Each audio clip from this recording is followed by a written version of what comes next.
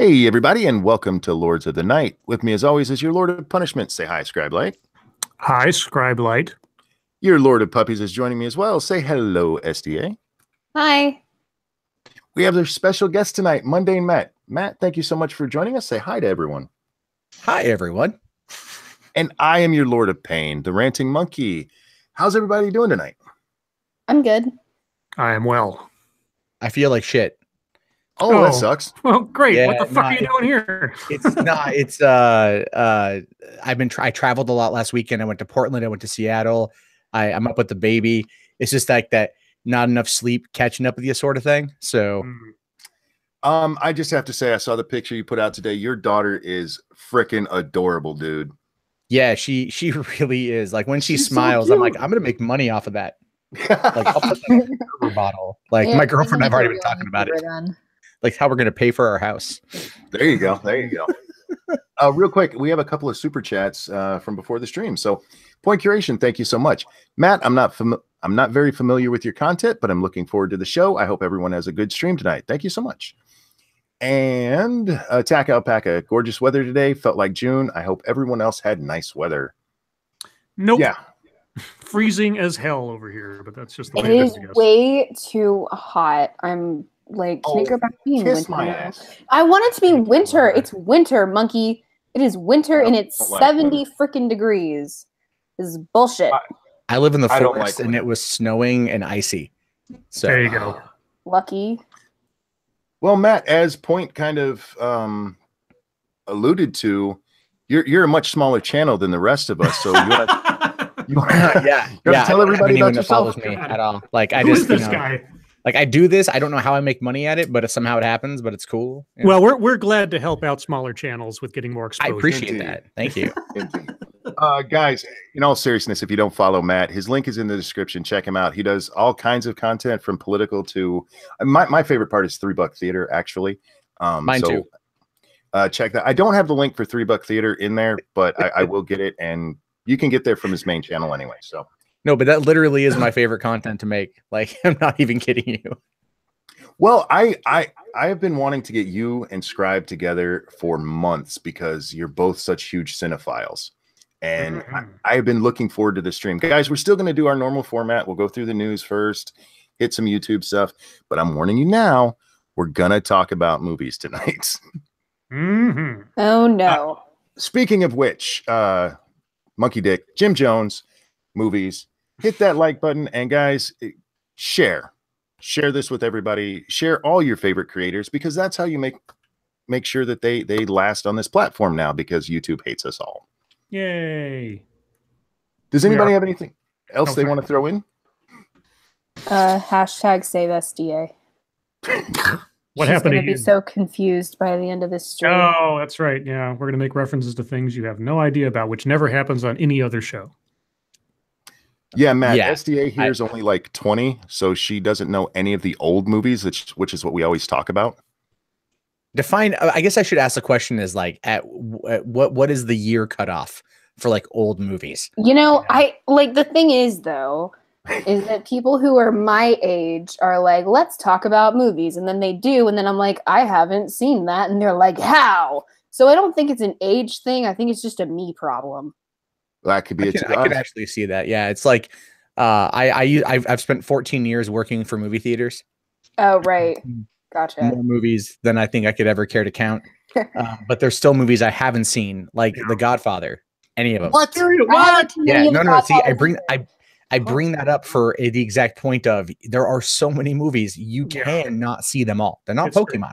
But how can you not see The Godfather? I don't know. I bought it on Blu-ray. I bought the trilogy when they did that big re-release or whatever a couple years ago. I'm like, I bought it. I'm gonna go home. I'm gonna watch it. And then I thought, do I really want to spend 9 hours watching this? And I'm like, no, I'll play video games. Oh, the See, third that's one. about how I am. I'm like, I could watch The Terminator, or I could do something else, I guess. Yeah, Wait, the wait, third- which Terminator though? All of them. Terminator. I've never seen any of them. Oh wow, watch the know, first right? two, and then you can skip the rest. But at least do Yeah. the first two. Same thing with The Godfather. You can skip number 3 because Sofia Coppola is absolute poison. That's what I hear. Everyone knows like the worst part of that movie is the director's daughter. Oh God, she's Oh, so she's bad. cool. Anyway, we can Real talk quick. about. Oh, sorry. Go ahead. I have another super chat. Thank you, Point Curation. I would like to throw in a squid, and I appreciate that. What is this? A hockey game? I don't care. What's a Okay. squid? I mean, like, not what's a squid, but like, what's a squid in this context? What's I think an actual squid. An actual squid. Like an actual. Okay, so at least from my experience in hockey games, people will throw things on the ice that include like seafood. And once I was present once to see somebody throw a squid on the ice as a form of either protest or just to like rattle the referee or something. It's not a safe thing to do because if somebody hits one of those things while they're going at speed on their skates, they could fall and die. But otherwise, yeah. Thank you. Nope. Just unsubbed from Matt. That is too far. Jesus. That's fine. People have unsubbed from me. Nope. I once did a video defending my love of Adam Sandler movies, at least older Adam Sandler films, and I lost like 300 subscribers in a day. I'm not even kidding you. Right? Like it was so mocked. Like the drunken peasants brought me on specifically to mock me for that, you know. And I'm all like, look, man, you know, I'm sorry. I still like Adam Sandler movies. That's not going to change. Everyone has things, you know, guilty pleasures. Look, as somebody who is an avid defender of Barbie movies. Oh, we're not talking about Barbie movies. I'm just going to throw that out there now. Well, they're good. All right. God. So are you looking forward to the Anne Hathaway Barbie movie coming out in 2020? No, I like the old school ones, like with the nutcrackers and stuff. Oh, okay. STA likes the nutcrackers. Yeah, she does. What about it, Monkey? She's a big CBT fan. Anyway, shall we do the news a little bit before we get into all the other stuff? Yes, let's hit the headlines real fast. Okay, well, the headlines, or at least the only thing dominating CNN right now is just the walkouts. All the student walkouts in Florida as protests for gun laws and everything else. Like their entire page just said walkout and took up like half the screen. Why did I never think of it in school? Sorry, what? Said, why did I never think about this when I was in school? There were so many things I could have protested by walking out of school. It's true. I mean, there's always like senior skip day or something, but I think, you know, a shooting kind of has a bit more weight to it, I suppose, than just like, I don't want to take this test. Well, no, I was in school during the Gulf War, you ass. Well, I was too. I was in school during the Gulf War too. I wasn't talking about just trying to skip out on a test. I was saying, I mean, that there were legitimate things for me to go, fuck it, I'm not going to school today because of this. Yeah, except how effective would that have been as much as this is effective for changing gun laws? It'll probably have the same effect, but I'm... Right. Okay. Anyway, there's not... Like CNN just has this running blog of different posts and things. I don't know what exactly to say about this. I mean, it's a protest like so many other protests. A bunch of kids went to the Capitol building to try to, you know, get meetings with the lawmakers, and some met with them and some didn't. There's a whole bunch of stuff going on about some conspiracy theory about one of the kids being like a fake victim or an actor or something, which aren't true. Oh, that's been disproven. Yeah, Ace Phoenix, thank you so much. Adam Sandler movies were okay up until Jack and Jill. Oh, fair enough. About that. No. When Adam Sandler movies reached the point of where South Park parodied them years before and like nailed it, it's like that was, you know, that was a bad sign. Not gonna lie. Yeah, so I don't know there's not really one story to cover here. It just, I just thought I'd bring it up because it's a headline today that there's like massive statewide walkouts of kids. And I think there's other places in the country too doing it, but not so much as in Florida. Yeah, and no matter where you stand on this, that's not going to change anything. It's just not. Yeah, Matt Christensen, I just watched a video of his, and he analyzed one of the interviews with the kid that's been called an actor or whatever. But that beside that, he really drilled down on, okay, I understand these are kids. I understand that they went through something horrible, but at the end of the day, what are they saying, and is it accurate? And if they're asking for change, what changes are they asking for? And yeah, and I think more importantly, he didn't go on about any of the conspiracy theory stuff. No. Like he wasn't saying anything along the lines of like, oh, these are actors. It was literally just a policy, or maybe lack thereof, analysis. Yeah, but yeah, so that's kind of the overarching headline today. I think. Oh, I'm sorry. Well, the walkout thing I find to be interesting because, you know, we have had a lot of school shootings and there hasn't been any kind of movement, whether it's meaningful gun control reform, or if it's any kind of look at the mental health problems that permeate these issues. So screw it. Like, let these kids try something, you know, because at this point, no one's done anything. No one's made any headway on it. And see what happens. I don't think they're going to get what they want, to be honest with you. The gun lobbyists are far too powerful. They invest far too much money to really be controlled. The only way is if this movement gets people to vote out those congressmen and congresswomen that take money from them. But at the same time, I mean, you know, if I was a kid in high school, because I was in high school when Columbine happened. I was a junior in high school when Columbine happened. And the next day we were all really worried. You know, many kids didn't even come to school the next day because we were all like, are we all going to get shot up next? In fact, there was a threat that was levied at my school a month later that just so happened, by the way, to coincide with the release of Star Wars Episode 1, The Phantom Menace. Oh, Jesus. So it was an excuse to not go to school. Yeah. Which I did not go to school that day. I saw Star Wars twice, but it's, you know, the idea there is that this has been going on for 20 years, more than 20 years. And there's been no movement, and these things are increasing, whether it's schools or, you know, malls or churches. These events keep happening. So if no one's going to act, let the kids act. Let's see what comes from it. The only thing I don't want are the media propping them up and filling them with false hopes, you know, and then because that's what CNN is going to do. That's what MSNBC is going to do. And then letting them, you know, not have realistic expectations that this fight takes time. Yeah. And I don't think that there's anything wrong with kids being passionate about it. I mean, how could you not be after it happens to your school or to a school in the state that you live in, or just in general? And like you said, this has been happening more and more. I actually was talking to my mom about it, and I just said, I feel like this has been happening more in the last 5 years than I remember it happening prior to that. And yeah, I think there are a lot of conversations that need to be had. And I also think that we need to stop shying away from the quote unquote politicization of tragedies, because if you want to stop tragedies from happening, you have to talk about possible solutions. And some of them are going to be solutions you might not like, or solutions that you might disagree with.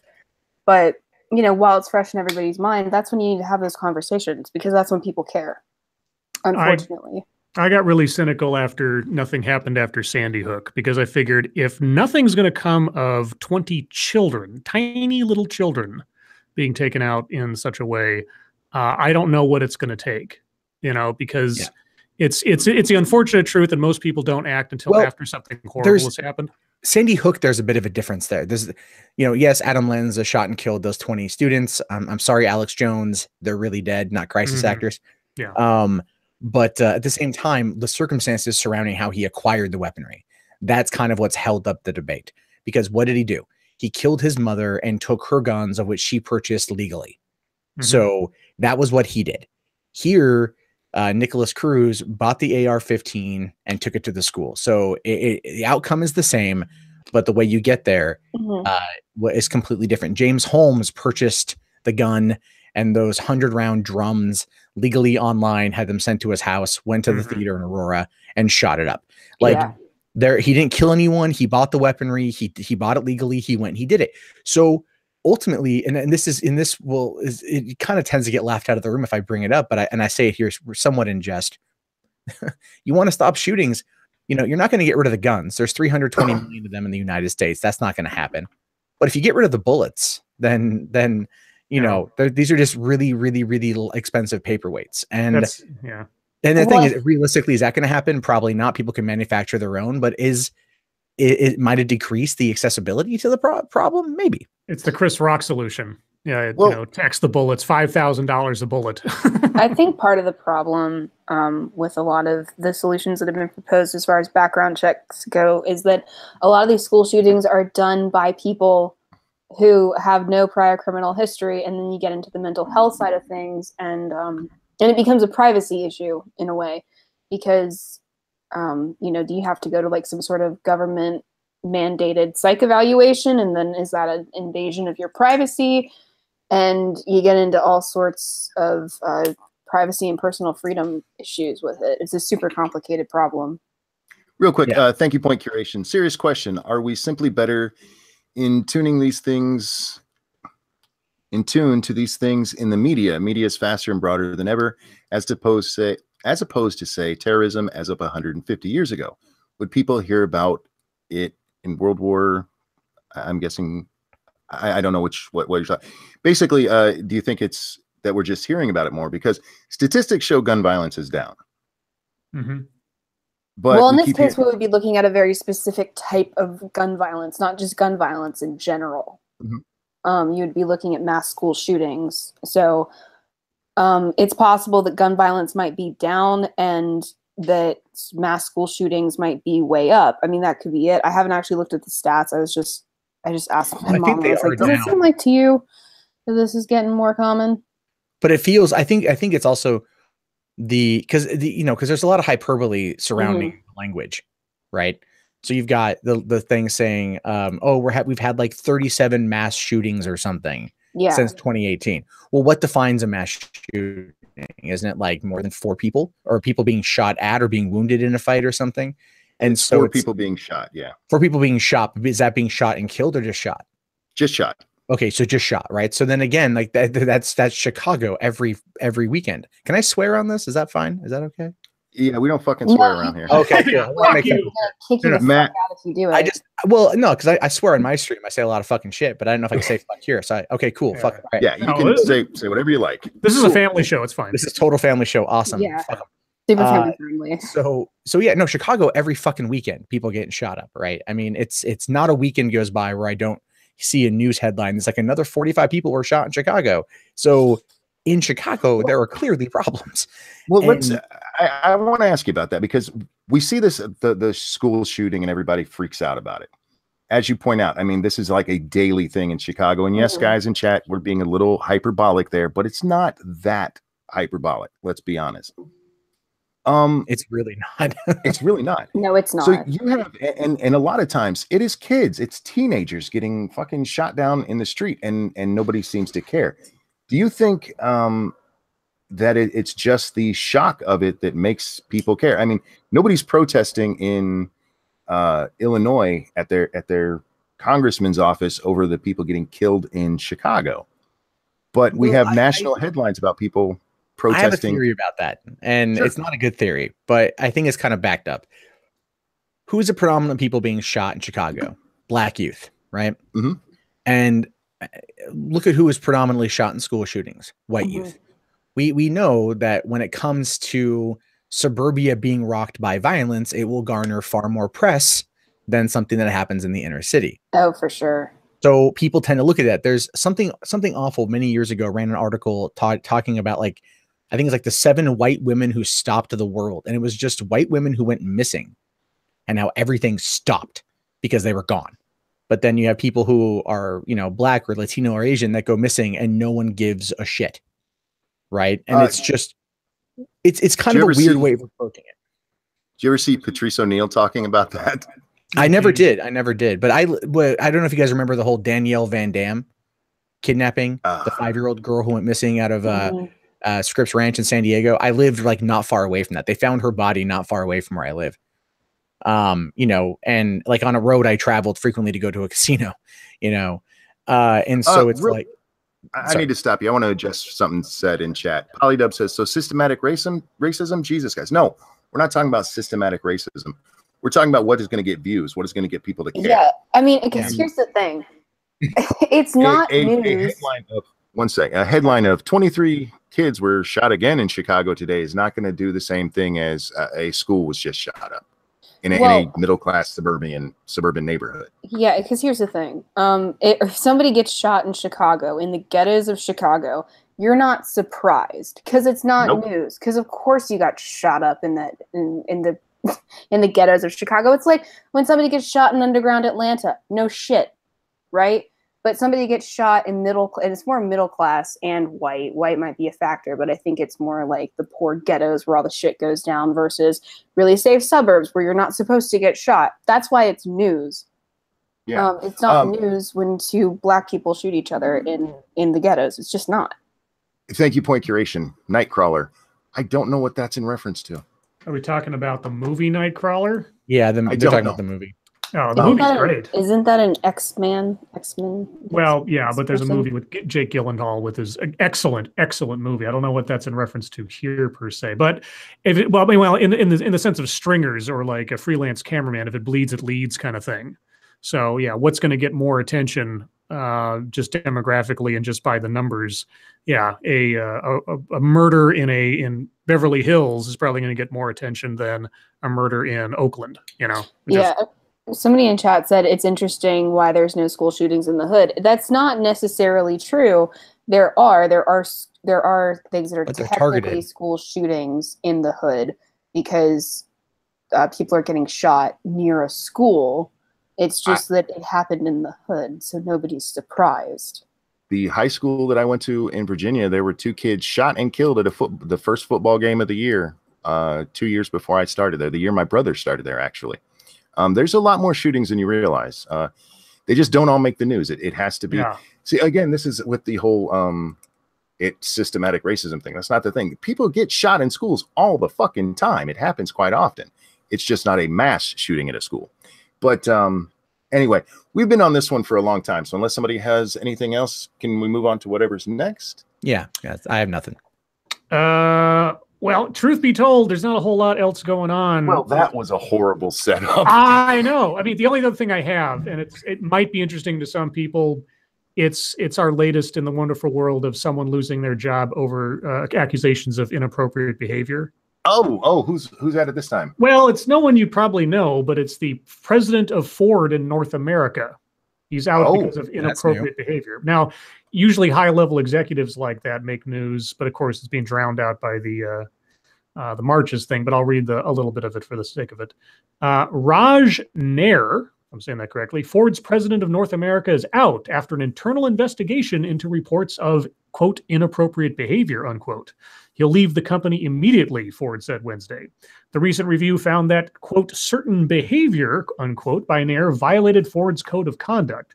Nair has been head of Ford's North American division since June of 2017. Before that, he served as Ford's head of global product development and chief technical officer. He first joined Ford in 1987 as an engineer. In a statement released by Ford, Nair expressed regret for past behavior. Okay, this is going to be one of those open-ended apologies. Quote, I sincerely regret that there have been instances where I have not exhibited leadership behaviors consistent with the principles that the company and I have always espoused, he said. I continue to have the utmost faith in the people of Ford Motor Company and wish them continued success in the future. Yeah, so basically he just admitted to anything anybody happens to levy against him, which may be true. I don't know. I showed her my gear shift. Okay. She played with my knob. Yeah. Yeah, this is one of the things we've talked about several times with these stories, is making an open-ended statement of regret and or apology without any specific accusations. You just open yourself up to everything. I mean, even if you've done something awful, you open yourself up to a whole bunch of other things that may be untrue, but at that point, do you have any leverage to say they're not? Yeah. Are we not going to talk about the lady who was basically doxxed by CNN? You'll have to bring that story up. I don't know that one. Real quick, thank you, Dark Shade. Interviewing for SDA's replacement already?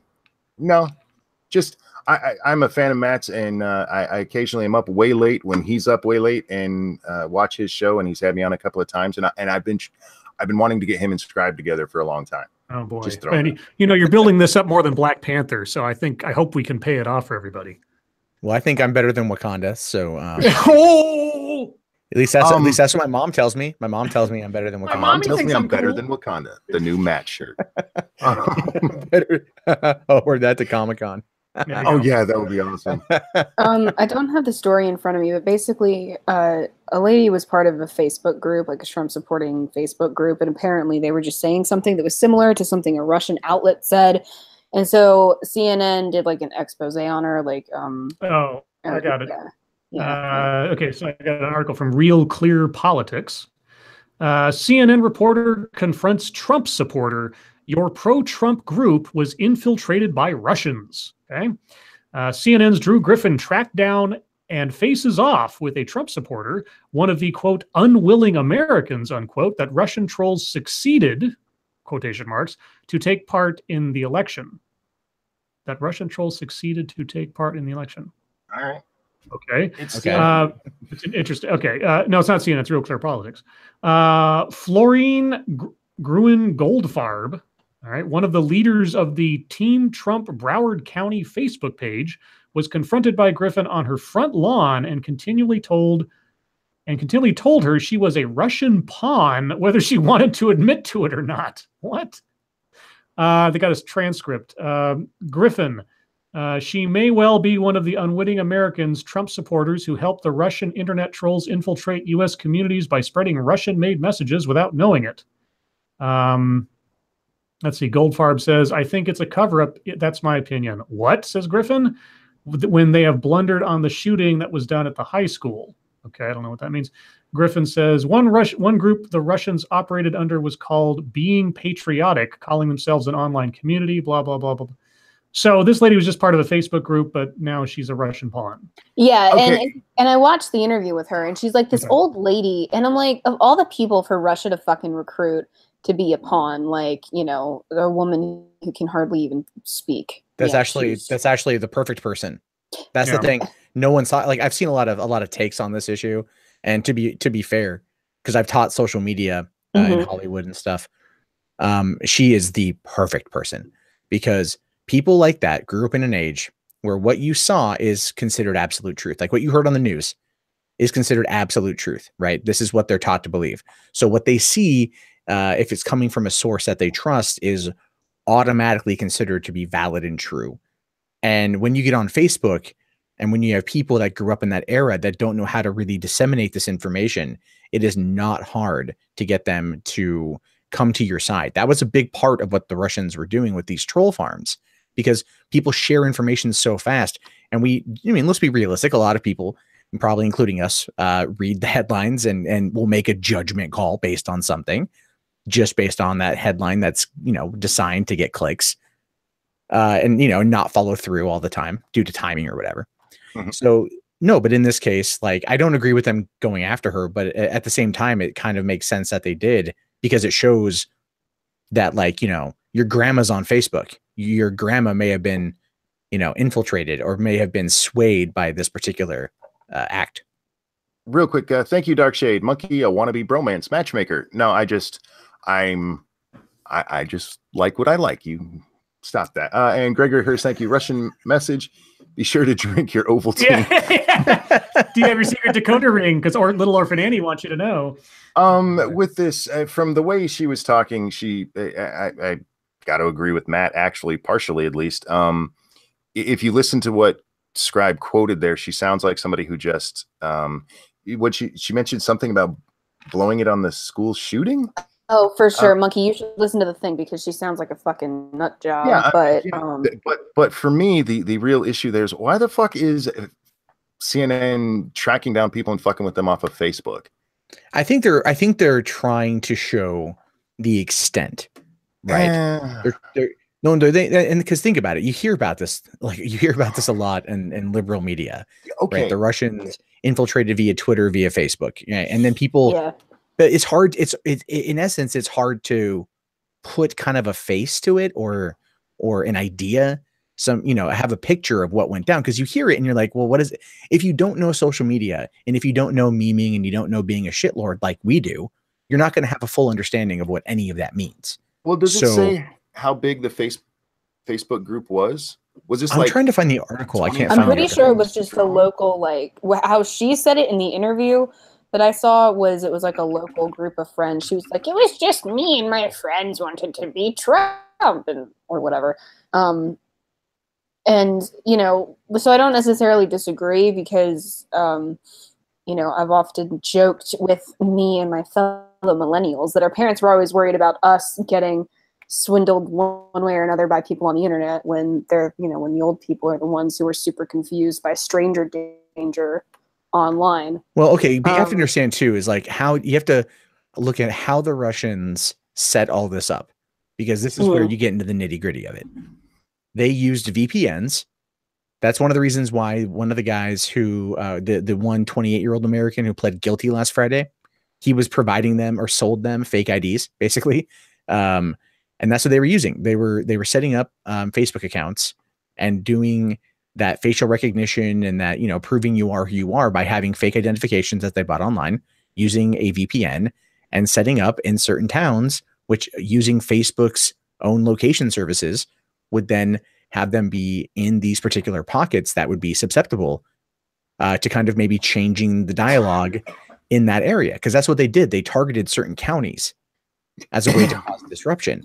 And so then they go on there, and this I'm looking at like kind of the transcript of the article here. And it says, being patriotic Facebook page that was allegedly set up by Russians who presented themselves as Americans. The Russians, according to CNN's report, reached out to different people to help promote the account. And that's kind of what they do, is they set it up and then they go and they find Trump supporters and they talk in other pages, and then they use that as a recruitment tool on Facebook. And it's very easy and it's very effective if you use the right propaganda.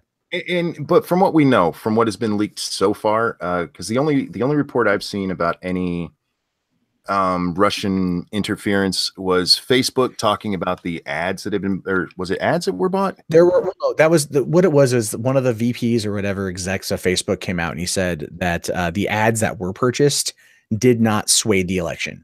Well, no. They when this was a couple months ago, when the Facebook VP, when they were talking about this, they gave numbers of what the buys were and how many people actually clicked on them, and we're talking like less than 1,000 people. So I understand what you're saying. I do. So I don't know. But CNN going after a tiny little group of old ladies to tell them you were infiltrated by the Russians, especially when they sound like they were going to be on that side anyway, doesn't really seem to prove any point to me, other than, yeah, sure, okay, we know they tried. I'm using air quotes meddling because that always makes me think. Thanks to you, Scribe. Always makes me think Scooby-Doo. But we have no evidence it worked, and if they're targeting people like that, I mean, that's preaching to the choir. No, but that's the point, right? That's the whole point of preaching to the choir. It's just confirmation bias. This is what they did. They, you know, look at like the 10 change anything. But it may not change anything like overall, but think about how divided shit is on Facebook, right? Like, I mean, I've lost friends on both sides of the coin, right? Sure. Like, and I've just been like, as a centrist, it makes it very hard to have any kind of conversation. But what I'm getting at here is with CNN going after this old lady over it. Because I don't know if it's like, I don't agree. I don't agree with how the approach was. I understand what the approach was. I see what they were attempting to elicit, but they went about it dirty. It was in a pretty bad way. Like, you know. Yeah. Sorry, I have another super chat. Thank you, Point Curation. Shitlords plus normies need to be protected from CNN. Don't forget the English language and Scribe. But let's move on to Matt. This is what we did. We have people send us in articles and we go through them and check them out. So guys, if there's an article you'd like us to take a look at, hit us up on Twitter at #MSS News. Can't promise we'll get to all of them, but we will certainly do our best. And sometimes said articles are fucking disgusting. Oh my God, Colleen! I'm glad you said so, because I got one from Colleen Bernier. I'm so scared. Last night she sent us the story. Is she the one who did the double butthole one last night? She is, and she also sent me a follow-up where I actually got to see the live pictures, not oh no. Yeah, I got to see the double butthole, y'all. Oh. Was it on top or next to? Like, now I'm morbidly curious, even though I'm disgusted with myself for asking that question. Top and bottom. Got a super chat. Thank you, John L. Just joined the stream. Did you all address already the school shooting victim supposedly being a crisis actor conspiracy theory who whatever video supposedly practicing lines and all that? We just kind of jumped right over it. I saw Philly D, I guess. Watch Philly D. If you want like a rundown, because anything I'm going to say is just going to be what he said. There you go. All right. So first one I've got is from senior staff reporter and chief Florida correspondent Colleen Bernier, who likes to send us very strange things. Naked couple found dead in their car after they turned the engine on to keep warm while having sex. Oh, for fuck's sake. Was this a Florida story? No, this is in Germany. Germany. Well, they're into some weird shit there. A couple found naked and dead in a car are believed to have suffocated after turning on the engine to keep warm while having sex. The bodies of a 39-year-old man and 44-year-old woman were discovered by police in a locked garage in the city of Bottrop in Western Germany's North Rhine-Westphalia state. Okay. It was a failure state. All right. So they carbon monoxided to death. Why the hell are they having sex in a garage? I'm assuming warm. There's but like, a why house not right just there. go inside?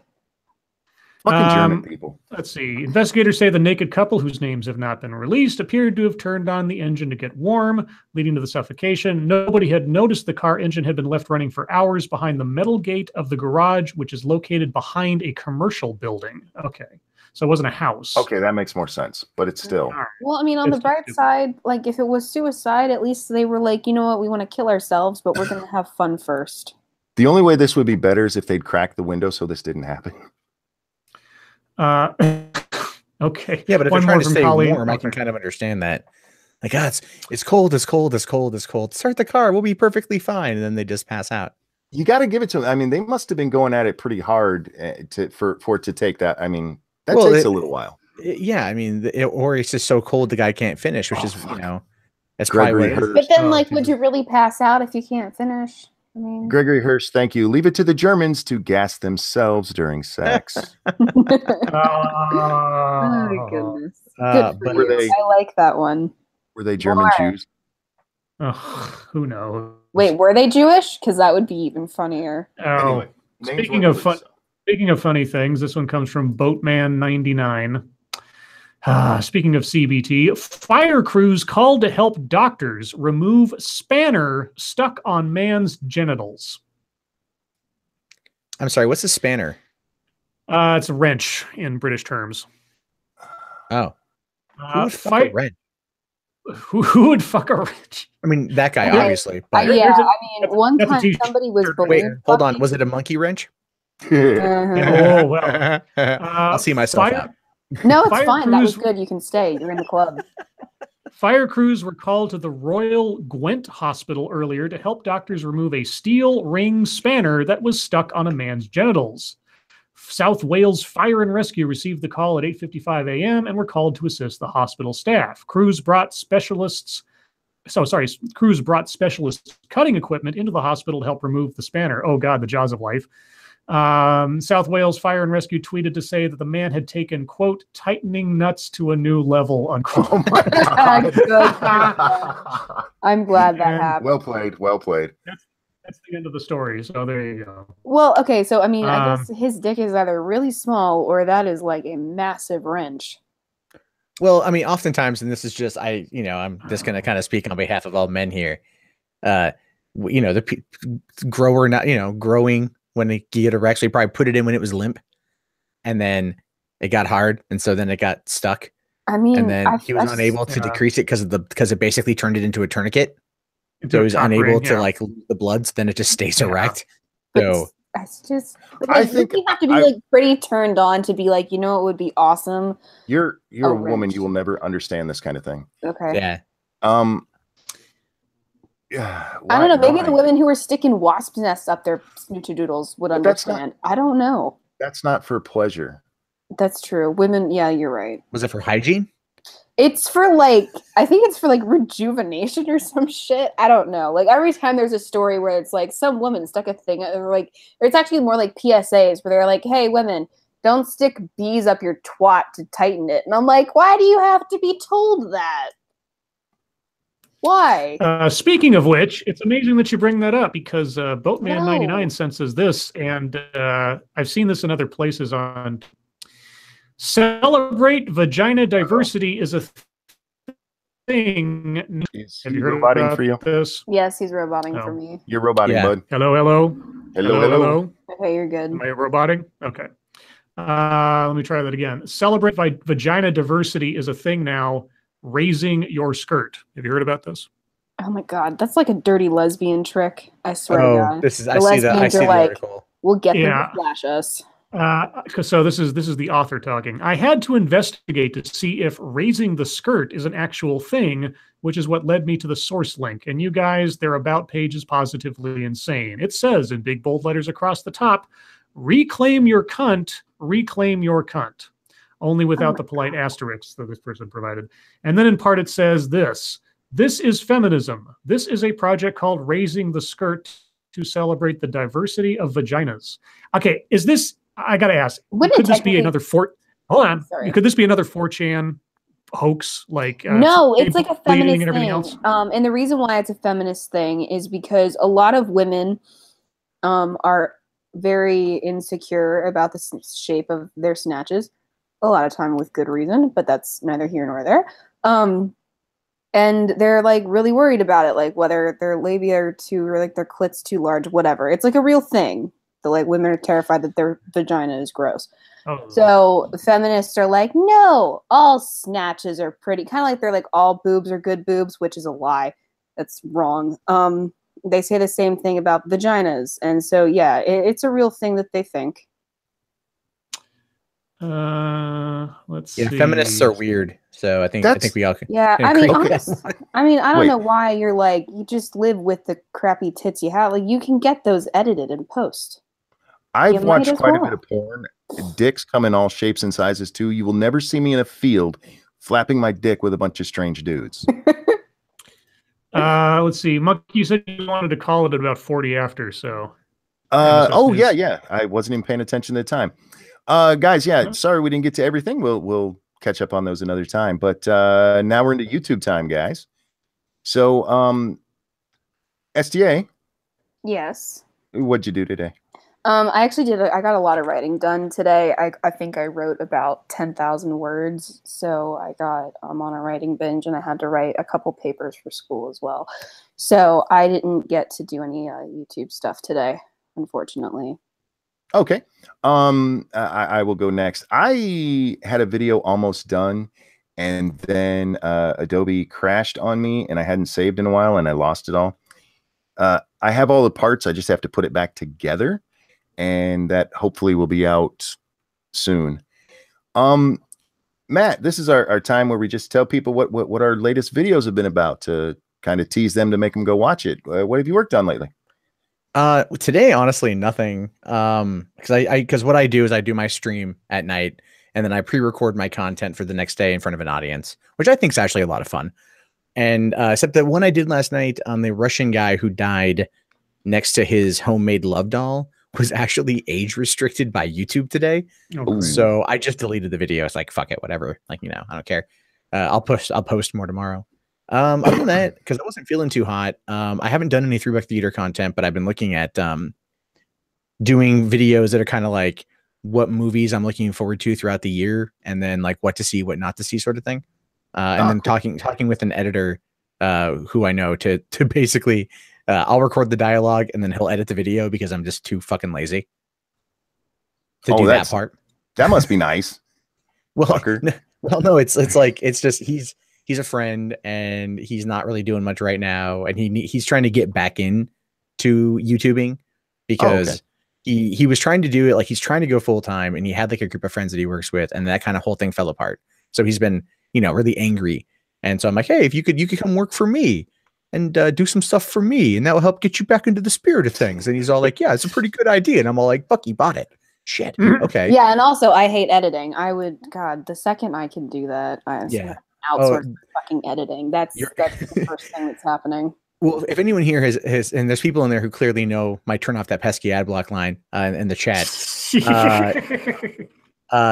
they're probably aware of my content. I don't like to edit either, so I just do one long go, and I do pretty well, so I'm okay with that. Yeah, the way that I record, because I just record like directly into my editor, like my editing software, so I just kind of like edit as I go because I'm lazy as hell.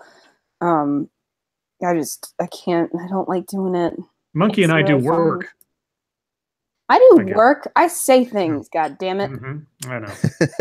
Yeah. I've thought about that before. I've thought about like people come to me. I've been doing this now for 6 years, almost 3 years full time, and people come to me and they're just like, "Why don't you just edit more videos?" I'm all like, "Because I don't want to," and no one cares. And that's the thing. No, ultimately, and for what I do, most people don't give a shit because they know the type of content I put out, so that's what they're used to. And the majority of people who listen on mobile, I know that from looking at my analytics. and they listen while they're in the car, or they listen while they're doing chores. So they listen while they're doing other things. And so that's why I prefer like the longer 10-minute video, going through the whole story, providing my commentary. And that's what I do it for.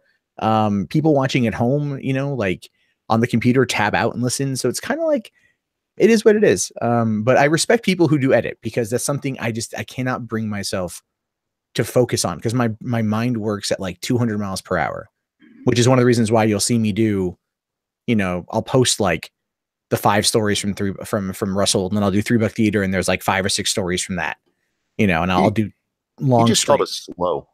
No, hey, I'm not slow. I'm like an author. There are a million stories happening in my brain right now, and it's a fucking problem. Okay. Yeah, I need like, what I really want is like that fucking drug from Limitless, you know? Oh my God, right? Yeah. But what I mean by slow is like people who can like, I can't calm my brain down enough to jump into the finer details of editing. Because when I start doing it, I can do it like once, right? I can do it once and go, that turned out pretty good. I can do that again. And then I sit down to do it again, and my brain just, I can't deal with the impatience of it all.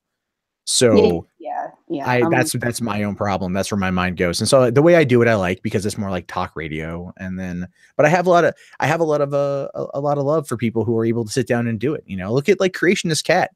You may not like the content, but the dude, he puts a lot of editing work into his shit, and it's good, you know? So I have Chris Raygun, fucking lots of editing work in this stuff. Like that stuff I personally cannot do. So I have lots of respect for people who can.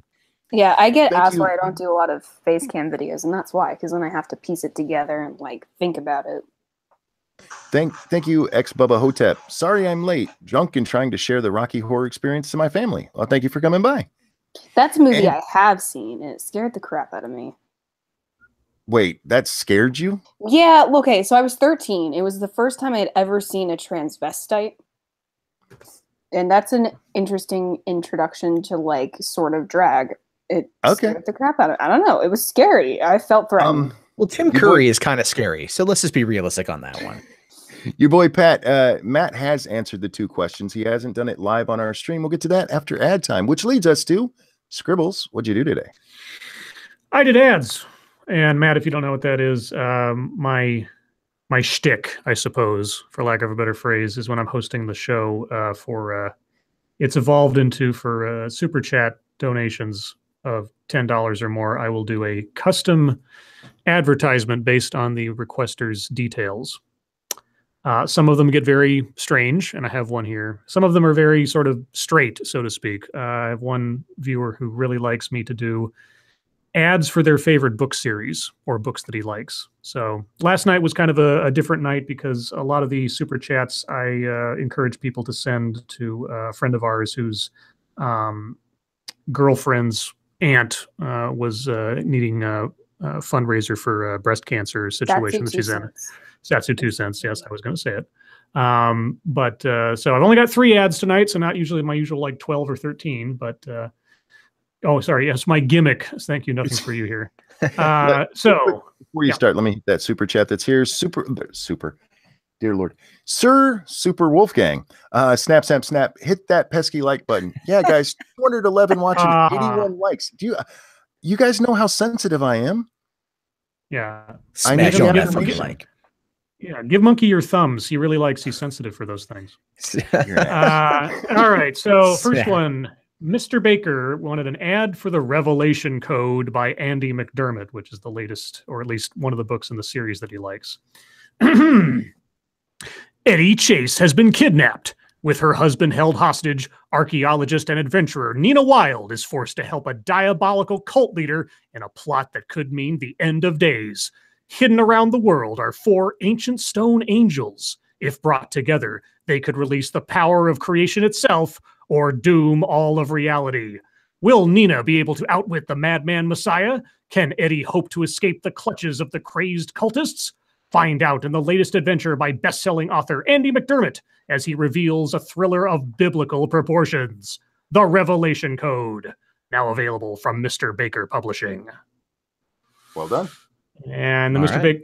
Baker also had another book ad, and then we'll get to the silly one. Oh, the silly one. But anyway, Mr. Baker wanted an ad for The Man from the Train, which is a true crime novel. At the dawn of the 20th century, A ruthless killer left a trail of blood and bodies across the United States, a series of brutal murders that were left unconnected and unresolved for over 100 years. That is, until a baseball writer with passion for crime stories began drawing a line between the disparate atrocities, a line which always converged back to railroad tracks. Author Bill James delves into the hazy past of the turn of the last century, combing through frail newspapers and dusty transcripts to find a pattern in a forgotten chaos and to reveal the face of a killer. New from Mr. Baker Publishing, The Man from the Train by Bill James. Okay. And third and lastly, Sweeper Steven wanted a trailer ad for an overhyped superhero movie where the Lords of the Night are the superheroes. Here we go. Coming soon to a theater not unlike a chapel near you, the greatest cinematic and cultural event since Tommy Wiseau's The Room. A film with a cast so diverse, you'd think that the Noah's Ark method of selection was employed at the auditions. Critics are raving that not going to see this film should be a crime punishable by death. With a soundtrack so powerful, the opening note alone sent audiences into fits of ecstatic sobbing. Starring Some Dumb American as Streetwise, the tough-talking Georgia Peach with a switchblade smile and cybernetic claws to match. Scribe as Hack Ryder, the man whose words can save the day, endanger the team, or just cause hilarity depending on his punctuation. And Ranting Monkey as Pooh Flinger, the amazing escape artist with the double-barreled buttholes.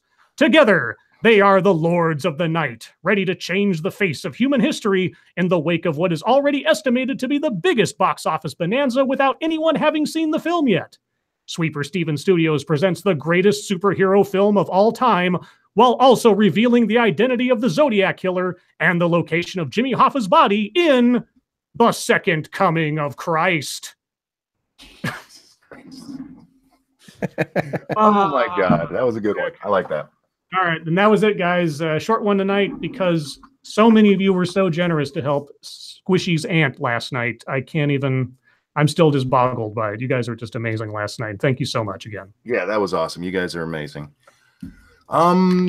Which brings us to YouTube drama time. I stayed mostly off Twitter today and slept for the rest of it, so I don't know anything that's going on. People are still asking me about T-Sparkle, and I've said everything I had to say last night. So watch that if you still have questions. Who or what is T-Sparkle? I have no idea. Tonkahantas? I combined Joy Sparkle with Tonka Saw and came up with T-Sparkle. Yeah, I get that. Okay, I get that. That works. Yeah. So yeah, guys, if you have questions about that, yeah, check out last night's stream. Yeah, so I don't know anything else going on. If anybody else is fighting, but I don't even care because tonight we're talking about movies. All three have all three of you seen Wakanda? Yeah. Yes. Yeah, I've seen Wakanda, the documentary. I have not seen it. So I'm going to just start with a question. I'm going to sit back and listen. Okay. No spoilers because it's still a new movie. Overall reaction. And anybody can go first. Don't all jump in at once. Pick someone or we're going to talk over each other. Anyway, I got it. I got this. I liked it a lot. I thought a lot of the characters, or most of the characters, were really good. I actually can't think of a character I didn't like. I thought they did a good job of giving you a really good cast of characters to actually care about and to be interested in. I liked the action. I thought it was fun. I liked the costume design. I really freaking loved the score. And yeah, overall, I liked it a lot. So that's me. Okay. So in the realm of Marvel films, giving sort of horse blinders on just that rather than like all of cinema, I give it about a 7 out of 10. I put it somewhere in the same neighborhood of Guardians of the Galaxy as far as overall quality and entertainment. I appreciated the fact that, and I said this before the stream, but that it was essentially a standalone because it didn't rely too heavily on any of the wider Marvel universe to tell its story. There were a couple of characters in there that were most prominent in other movies, you know, aside from the fact that Black Panther premiered in Civil War, but the side characters were relatively self-contained. You didn't need to know where they came from. They gave enough backstory. I like the fact that the bad guy was given a little bit of depth, unlike so many other Marvel bad guys. His motivations were laid out, even if they still didn't obviously justify anything he was doing, but it was nice to see some of that. But overall, it didn't, you know, it wasn't like a revelatory sort of experience for me. It was a good Marvel comic book movie with a little bit of extra layers of nuance into the plot with the politics of Wakanda and everything going on. But okay. Yeah, I liked it. Not earth shattering. I felt that it was as far as Marvel movies go, it was definitely up there. I really enjoyed it. I had a lot of fun. I felt it might have been a little bit too long. Which is really weird to say about a Marvel movie, but it was over 2 hours, and I think that might have hurt it a little bit. I like the motivations of Killmonger, even though, again, I agree with Scribe. They were kind of a little bit off kilter for what he was really mad about versus his actions in the military just don't make a lot of sense. Yeah. And then, of course, like the ending made there's a big plot hole that Tim Pool pointed out to me the other day, which was, he didn't do anything wrong, technically. So his whole monologue at the end there about what would happen to him makes no sense because he didn't do anything wrong in Wakanda. So unless they were going to turn him over to the CIA, then he could have just stayed in Wakanda as like a political, you know, exile or a refugee or whatever.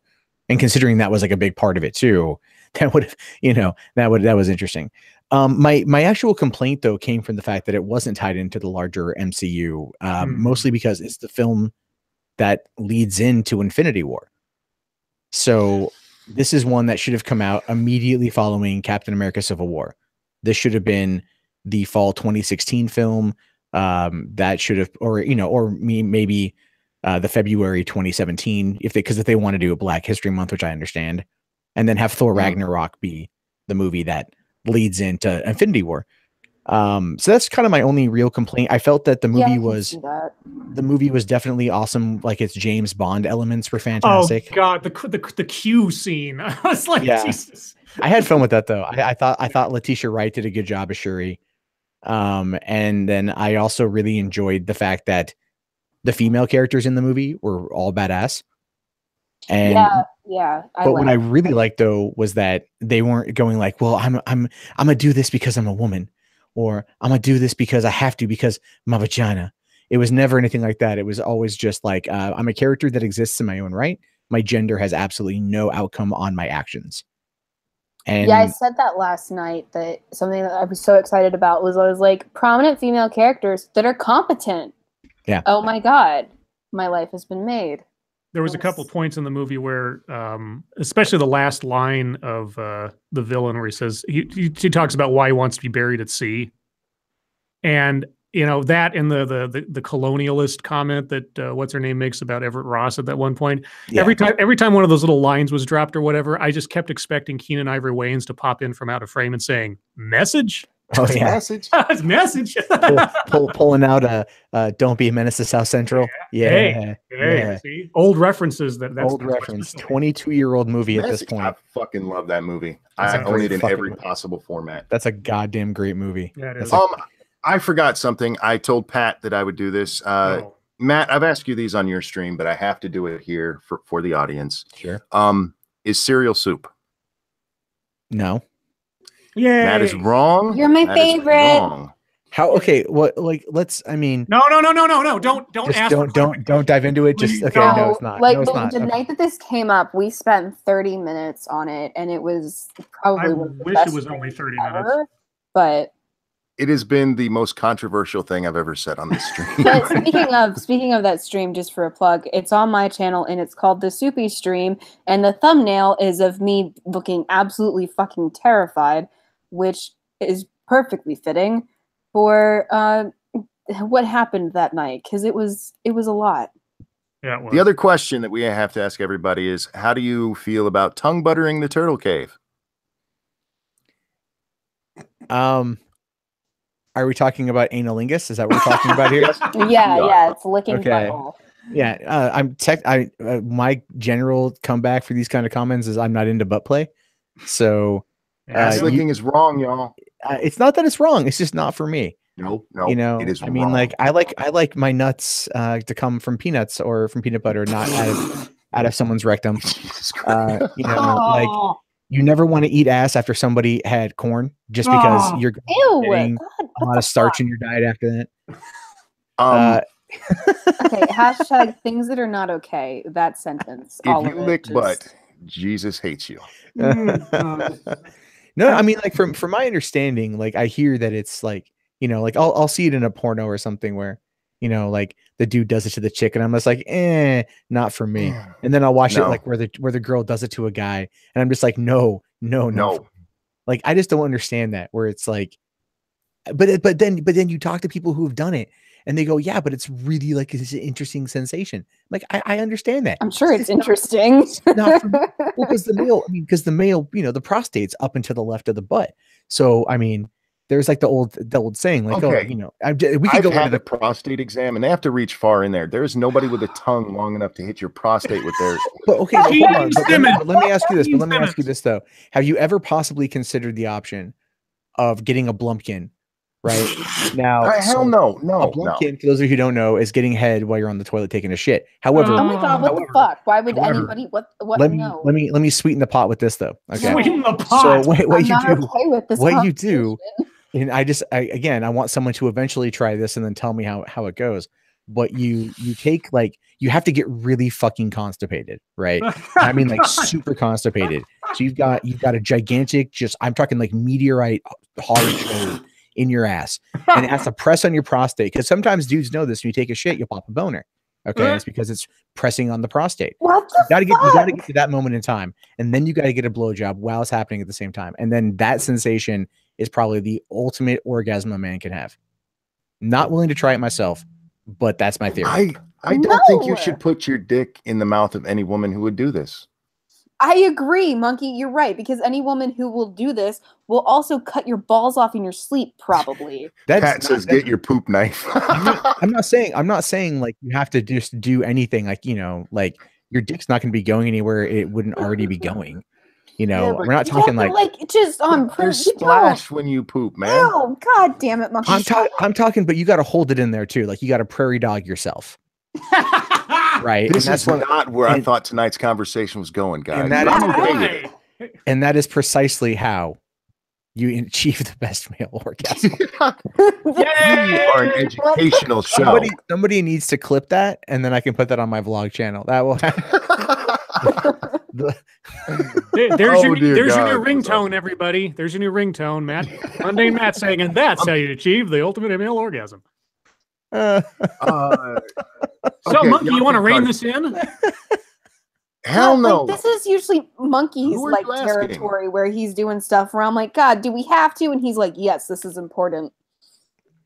You know, I did find out that lady yesterday with the 2 buttholes, because I really am fascinated with her still, guys, because I have so many questions.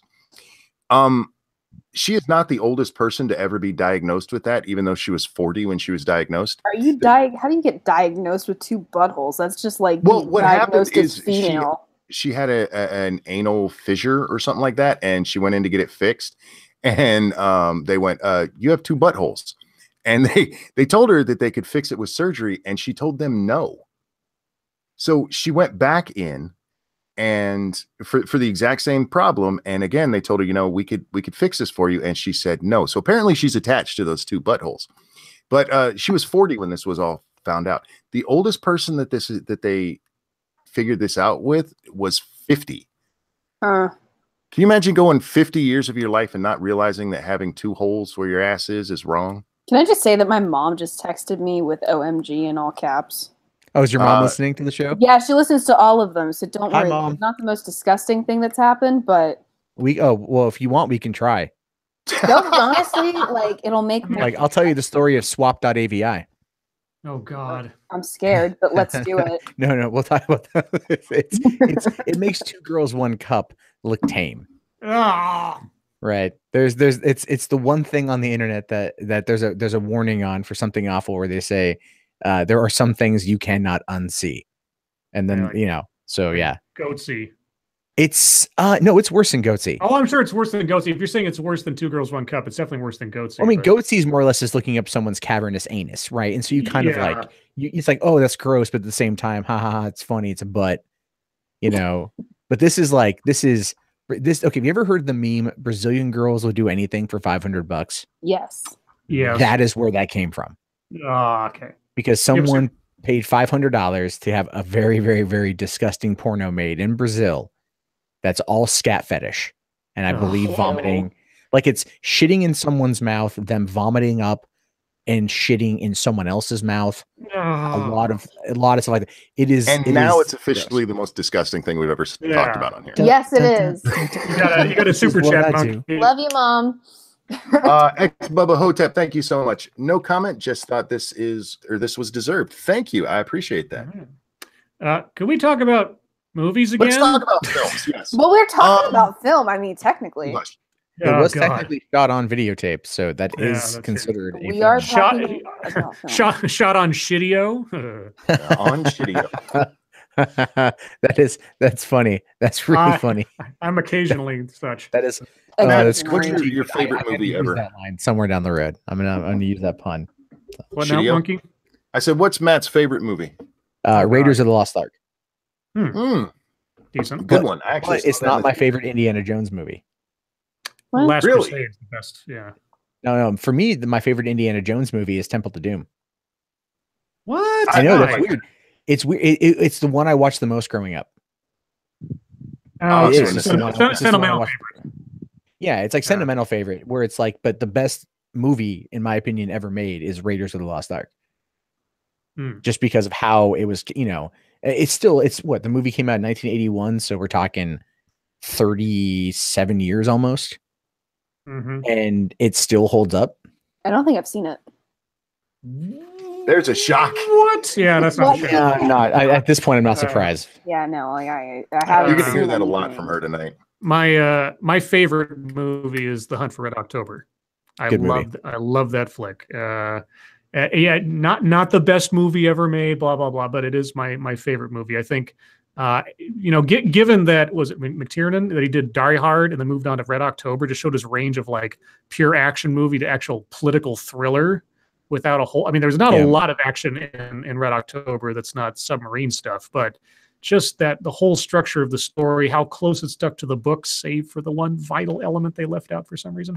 But I love that movie, and I Monkey and I disagree on this, but I think Alec Baldwin was the best representation of Jack Ryan, at least from the character in the book. If you read the books, are you excited for the new Jack Ryan series on Amazon?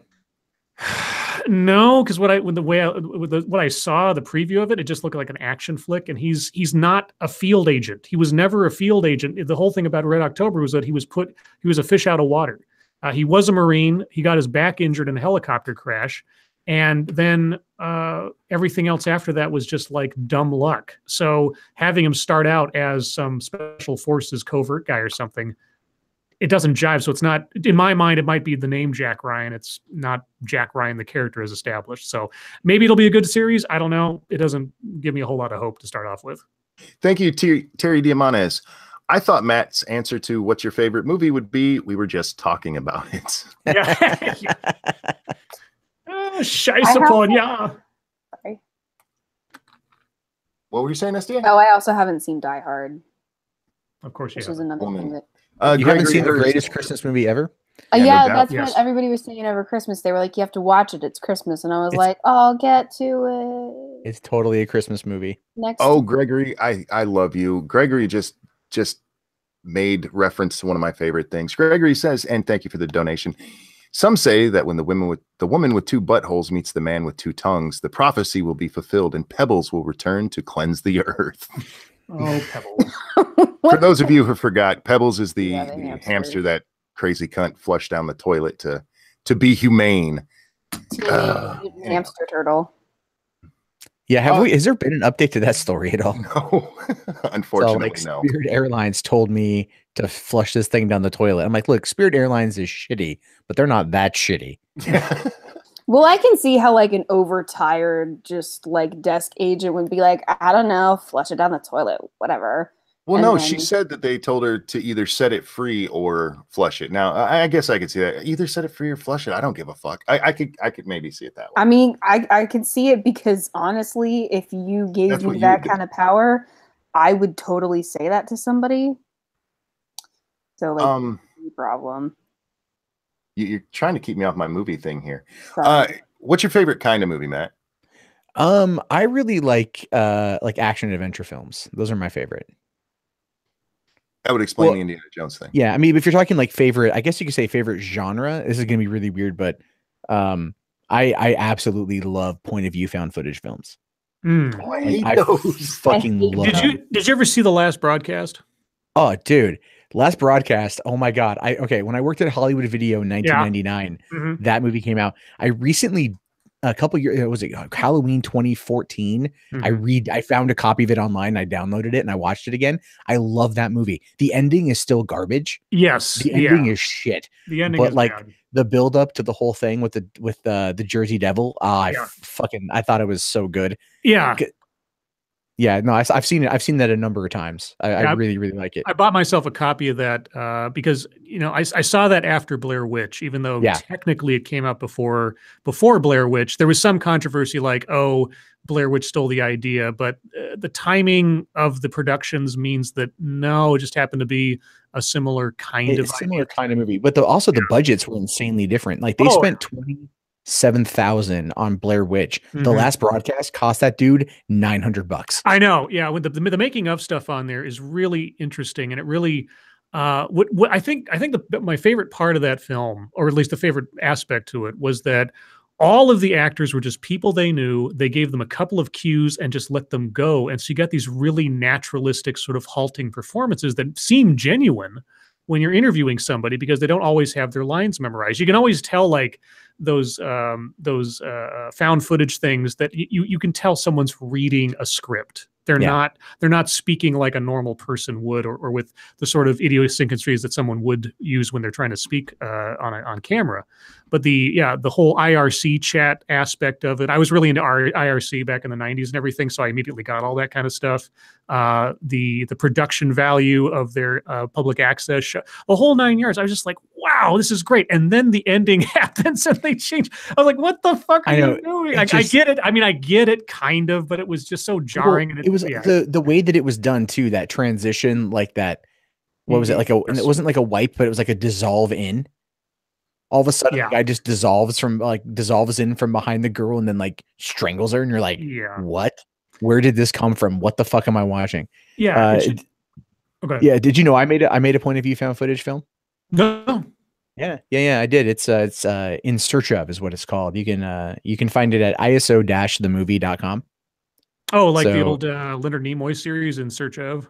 No, well, this is honest to God, I'd never heard of that before I made my movie. My film is about a guy looking for love, right? You know, he ends up going on Craigslist and looking at the personal ads, comes across a riddle.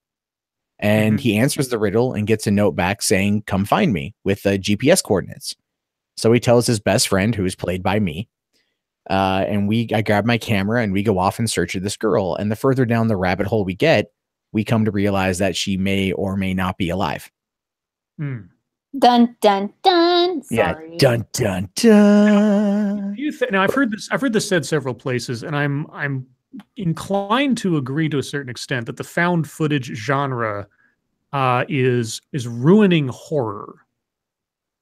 Because of just how, not only because of just the lack of quality over time, just because it's a relatively overplayed genre, but also because there's something sort of subtracts from the notion of sort of having it presented to you in a cinematic fashion with shaky cameras all over the place. Well, the thing is, though, I would argue that point of view found footage didn't kill horror. The dumbing down in PG-13 pushing of horror killed horror. It's one of the reasons why it, being rated R, did $300 million in America. Why Blumhouse has been able to take the Purge movies and even Paranormal Activity films and Get Out and revitalize the horror industry. where you get certain movies like, what was it? Fucking some of these ones like Ouija 2, like Hasbro's pushing out PG-13 horror films. Yeah. You know, show titties in PG-13. Yeah, you can't. Yeah, you can't show. It's like, look, you can go back. You can say like, you know, the 2009 remake of Friday the 13th is a god awful movie. Yeah. But it has Willa Ford's boobs, right? So you remember Willa Ford's boobs. Yeah. And also the other chick, I think Brie was her name. The sex. Oh, fuck. We at the drive-in we had that movie, and like all of us would like stop what we're doing. We'd be like, okay, it's 9:45. Everyone look at side one. Like, okay, like let's watch the boobs. Yeah, back to work. I think something that's interesting, and this is just because I know books a little bit better than I know movies, because books are kind of my thing. And just in like writing one and all of that, you do a whole lot of research. And I think it's interesting what you can get away with in a book versus what you can get away with showing on film. Like there's introspection in a book. You have internal dialogue. You have people's fears coming up to you know, through their words to get at them. And when you look to movies, it's a visual medium, so you can't really like stop and show that. So there's definitely a disconnect between the two, which is one of the reasons why adaptations are generally just like shit and should probably never happen. Yeah, I mean, what I mean though is like the gap in like what you can show as far as A, sexual content, and B, graphic violence. Like in a book, you can get like disgusting depictions of really horrific things that you couldn't even show in an R-rated movie. Well, you can have things that are more explicit than porn in a book, but like, you know, you can't do that in a movie. And I just think it's interesting the differences in storytelling. Now, some of the most effective horror that I know of is the stuff that isn't shown. That's just implied. Like there, you know, very, very little talked about horror movie, which I still think is really good, was John Carpenter's Village of the Damned. Village of the Damned was good. Yeah, one of the last films that Christopher Reeve had done before he had his injury.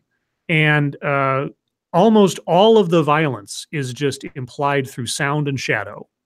And you don't really see that much anymore. You know, the stuff off camera being implied as to what horrible thing has happened and leaving it up to the imagination of the audience isn't done that much. I think, not a horror movie per se, but I think of like Primer, where so much stuff is happening off camera that's just implied, like, why is her dad now have a full-grown beard when he was clean-shaven 2 minutes ago? Oh, shit, did he time travel? Why is he here?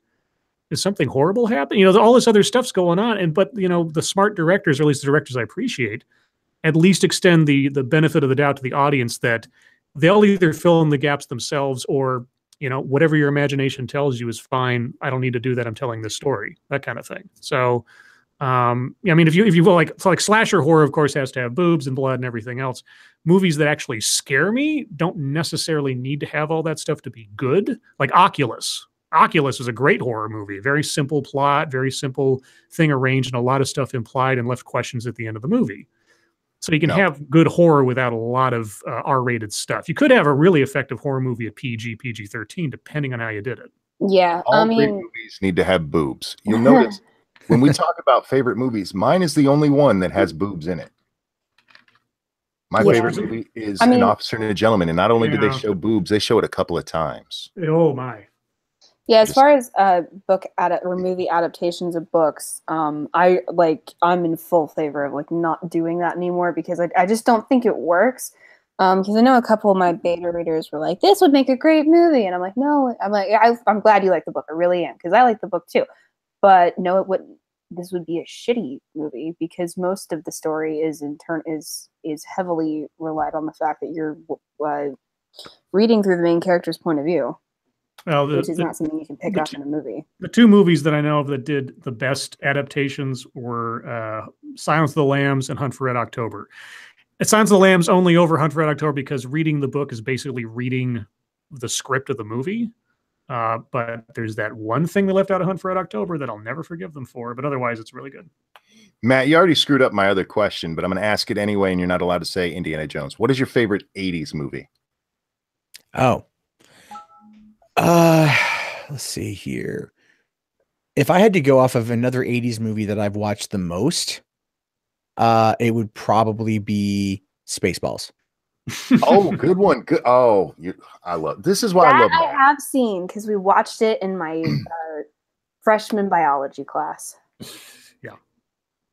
Do you like movies like Top Gun and Goonies? And I mean, you're asking me or you're asking SDA? I haven't seen any of them, so he's not asking me. I'm asking you. I don't ask her. Obviously, I traveled. I went to Astoria, Oregon, not too long ago. Yes, and like toured around there and shit. I grew up in Oregon, so it's fuck yeah, dude. Goonies. You can't be a kid growing up in the 80s. House? No, you can't do that anymore. Yeah. After the 25th anniversary, there was a lot of people that crashed it, but like no. I mean, I grew up. I was born in '82, so I grew up watching movies in the '80s. So yeah, no, fucking Top Gun was great. Goonies was great. Iron Eagle. I was just thinking Iron Eagle. Cloak and Dagger, Daryl, Cloak and Dabney Coleman and Cloak and Dagger was so fucking cool. It was the first time I ever saw a role playing game. It was awesome. Yeah. Also, fucking William Forsythe as the fucking. I know Bill Forsythe. Flat right? top from Dick Tracy, right? Yeah. Oh my god, and he played Al Capone in the Untouchables TV show. The thing is, Cloak and Dagger was a movie that like I literally regret. I was at a swap meet in San Diego like probably a decade ago, and this guy had a DVD copy of Cloak and Dagger, and I didn't buy it. Oh, and you can get a double feature of it and something else on Amazon now. Okay, because I watched that. I had that movie recorded, right? My grandma had recorded it for me off a TV, and so I watched it a lot. Like I would fast forward through commercials and shit. Like I still love Cloak and Dagger. Somebody asked biology class as far as Spaceballs goes. Yeah, we had a really weird teacher, and apparently, according to my high school best friend, she got fired, and I'm not surprised. Did the lady with the missing fingers freak you out as much as it did me when I was a kid? It freaked me out with the ether. The ether. Yeah. Fingers are missing.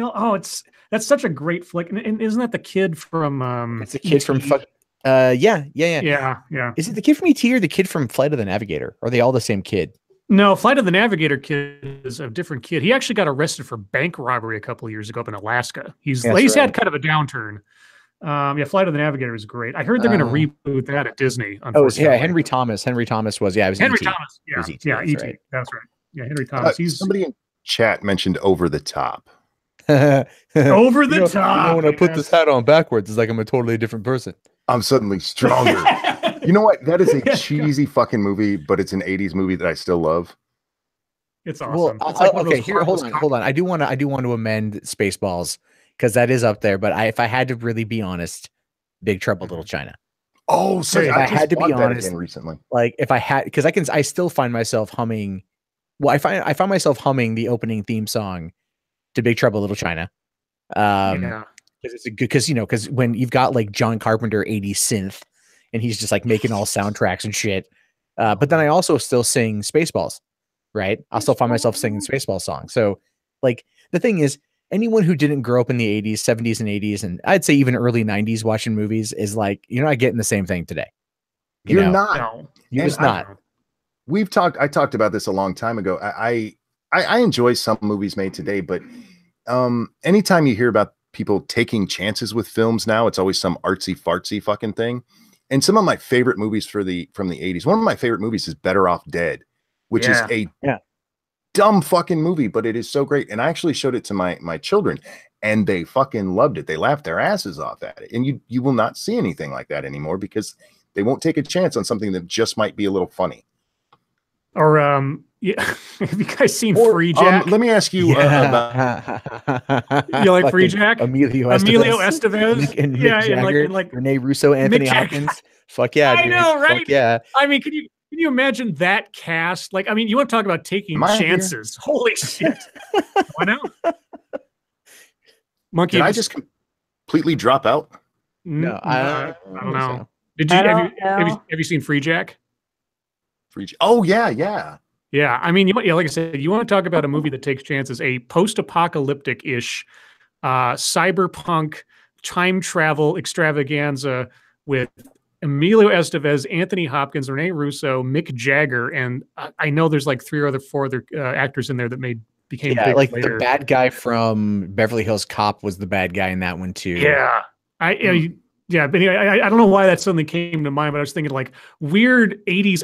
It might have been early 90s. I could be mistaken. But either way, I'm not looking it up right now, but if I had to guess, I would say 1991. Yeah, probably something like that. Like I'm thinking because I have the DVD of it. I bought the DVD of it. Oh, I like to look and see when like the movies come out. Yeah. So I'm like I like to joke and say that I'm like a walking internet movie database. Sure. Oh no. Yeah.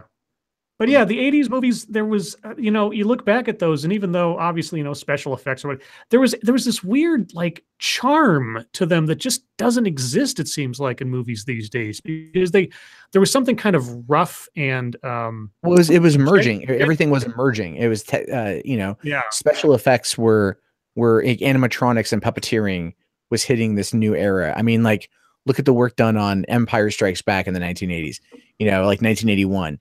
And you've got like the Tauntauns, and you've got Yoda, and you've got like all these other things that they put into it. Like, so they really built these stages and built this world.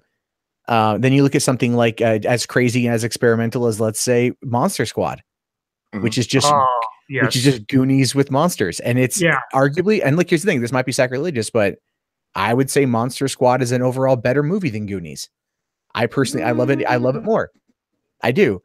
Like, because that was a movie when I was a kid, I would record the audio of the film on a cassette tape, and I would fall asleep at night listening to Monster Squad. Well, the other thing too is that I think because back then special effects and like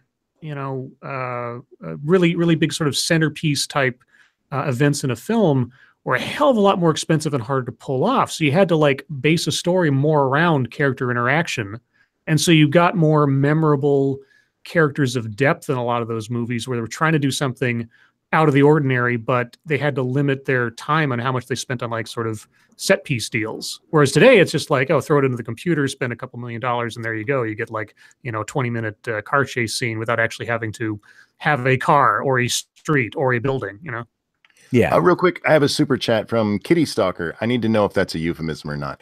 Thank you so much. Showing some love. Thanks for giving me something to look forward to every night. Thank you for watching. Appreciate you tuning in. I've always thought that the 80s movies were just better. And maybe part of it is what you're talking about there, Scribe, is that you don't run into a lot of very good special effects in the 80s. You just don't. A lot of this, even somebody just brought up Weird Science. Weird Science has some special effects, but they're very minor. And then the rest of it is just the goofiness that happens because of it. Right. Yeah, and then you're insta boner for Kelly LeBrock in that film. Oh God, yeah. Man. Or actually, my favorite boner character when I was growing up was Yvette from Clue, the maid. Oh, Colleen Camp. Colleen Camp. She's not doing too well these days. I saw her. She was the last time I saw her was on an episode of Entourage, where she basically performs analingus on one of the guys, the older guy, Johnny, whatever the fuck his name is. Yeah. And I watched. Well, she got big. I mean, like it happens. I understand that, but you look at Colleen Camp now, and you go back to Colleen Camp in like Clue, and you're just all like, I could fap to that, And then, but not only that, but like Madeline Kahn too. Madeline Kahn, right, was fine as fuck in that movie too. Like I've always had a thing for Madeline Kahn. And I mean, especially like Blazing Saddles and everything. Oh yeah. It was good stuff. And so yeah, but no, there's what was you brought up Blazing Saddles and her real quick. She's boner confusing in that because that song is so bad, but she is so sexy, and it's my dick can't decide if it wants to play along or not. I liked all the women in there. Even Leslie Ann Warren, I thought, was doing pretty good in that movie too. But that may be just me. Not Mrs. Peacock. Not what's her name? Oh, you said all the women in that movie, and we're talking about Blazing Saddles. The only one I could think of was the old lady with the pie. I'm like, Jesus Christ, Scribe. No. Sorry, I was still on Clue because I'm thinking of Colleen Camp's breast. Sorry. Gotcha. Okay, gotcha. Guys, we're close enough to it. We'll still be talking, but if you have questions, comments, concerns, now is the time to ask. Throw out your concerns and we'll do our best to pay attention to it now. People are throwing all kinds of 80s movie at us. Got Life of Brian and Back to School. I fucking love Back to School. Another dumbass movie. But Rodney Dangerfield though. Dangerfield. He's so good. The problem with Rodney Dangerfield being in that movie is it's basically his act anyway. Yeah, well, it's like a lot of Robin Williams early films. It was just him doing his act as some character. I mean, it was really bad in Good Morning Vietnam, which was an overall good movie, but I actually thought he brought it down because it was just Robin Williams doing his act. Yeah. What about Revenge of the Nerds? Dude, I just recently bought it again on DVD, and I sat down and watched it immediately because I fucking love that movie. It's actually sitting right next to me. It's thinking back to that film, you're just like, yeah, it's a good movie. But then you think, like, I've been watching American Dad, and they reference Revenge of the Nerds, and Booger is actually one of the voices on the show. I love Booger. Great. Yeah. And so they go like, oh, what about Revenge of the Nerds? And then his character goes, I've never heard of that movie. And then the one other kid goes, no, it's like, is that the movie where the guy like pretends to be the other girl's boyfriend so he can go and rape her? it's like, yeah, yeah, he raped Betty. He did. And then he didn't because she was okay with it. Yeah. She was okay with it. Yeah, she was okay with it. But it's and then by that was it Revenge of the Nerds 4? Oh god. It was Revenge of the Nerds 3 because there's been 4 films. Yeah. So Revenge of the Nerds 3, they were married and they were rich. Yeah, right. They almost broke up in 4. Yeah, and then 4 she was pregnant. Oh, 3 is the one where they because Stan is trying to break them up. Yeah, because Ted McGinley comes back. Oh god. And so because here's the thing is like we're talking about, and you gotta keep in mind that Revenge of the Nerds 3 and 4 were made for TV, made for Fox. Mm-hmm. Yes. Right. And number 4 had a 3D food fight. You had to get special glasses from 7-Eleven. That's right. I remember that. Because that was the one where they had the new Lambda campus or whatever house on campus and shit. And so like there was that was I really liked the second one actually. You know, Courtney Thorne Smith was hot as hell back in the 80s. Oh my god, yes. You know, you had Ogre joining up in the Nerds. Right, it's just great. Oh, hey, Monkey. Vampire Redemption, the game. The voice of Pink is Booger. Oh yeah, I did. The Mohawk guy. Okay, yeah. That's a little known fact. Anyway.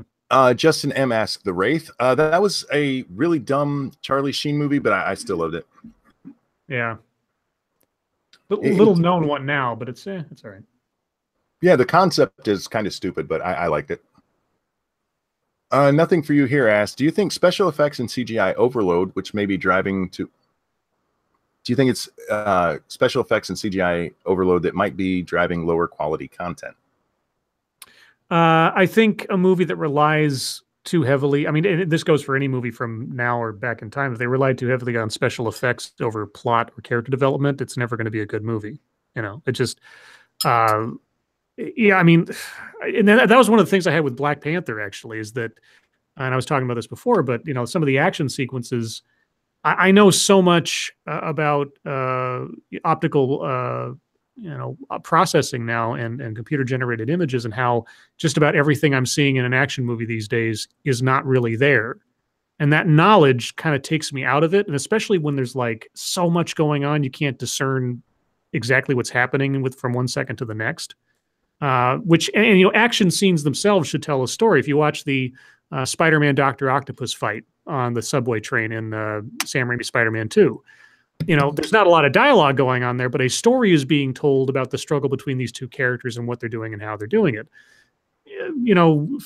Frenetic car chases or explosions and stuff don't really tell a story, even though they might move the plot along from point A to point B. So I don't know, babbling a little bit, but yeah. Harbos Marbo says, I got a movie that will never be remade. Stars Richard Pryor and Jackie Gleason. Can any of you name it? I already named it in chat, but do you guys know what movie that is? The toy. The toy. The toy. Mm-hmm. Yeah, the toy. That'll never be remade. I thought, didn't they remake it with they tried remaking it, or there's another one. There's another. I want to say it was the guy Iglesias, the comedian. Oh, Gabriel Iglesias. Yeah. He was in a movie. Did he try remaking it? That'd be sad.